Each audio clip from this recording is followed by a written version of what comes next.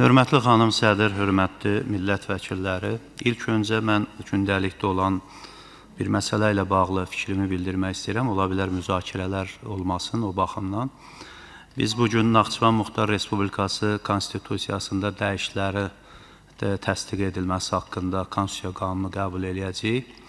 Və burada bir məsələ mənim diqqətimi çəkdi ki, biz burada birinci növbədə qeyd edirik ki, Naxçıvan Muxtar Respublikası Azərbaycan Respublikasının ayrılmaz tərkib hissəsidir. Və sonra da qeyd edirik ki, Naxçıvan Muxtar Respublikasının dövlət rəmzləri.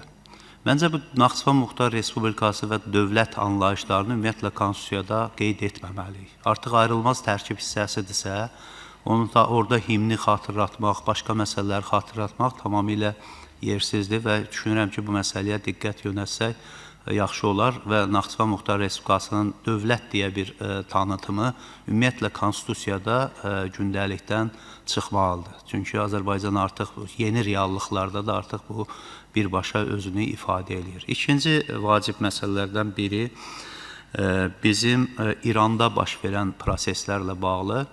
Ola bilsin ki, Azərbaycanda təbii ki, dövlət qurumları, xüsusi xidmət orqanlarında kifayət qədər informasiyalar var. Dövlətin müəyyən institutları bu istiqamətdə hansı addımları atacaqlar, bunun barədə planlı fəaliyyət gedir. Amma cəmiyyəti biz necə hazırlayırıq bu prosesə? Bütün dünya İranda baş verəcək proseslərə hazırlıqlı şəkildə girmək istəyir. Türkiyədən tutmuş hər yerə qədər biz medianı, cəmiyyəti, baş verə biləcək hər hansı bir mümkün proqnozlara artıq alışdırmalıyıq və ümumiyyətlə xüsusilə də hansısa bir qaçqın və başqa axınların qarşısında necə davrana biləcəyimizi cəmiyyətə müvafiq dövlət qurumları vasitəsilə izah etməliyik. Çünki bu çox olduqca vəziyyət ciddidir və orada baş verən proseslərin Azərbaycan dövləti üçün ciddi bir təhlükə yaratması istisna olunmur.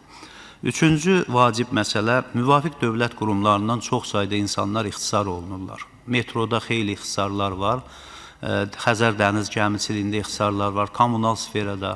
Başa düşürəm, indi büdcədə yük ola biləcək müəyyən problemlər həll olunur. Amma bu qədər işsizi biz cəmiyyətə buraxmaqla ya ona iş verməliyik, ya müavinət verməliyik.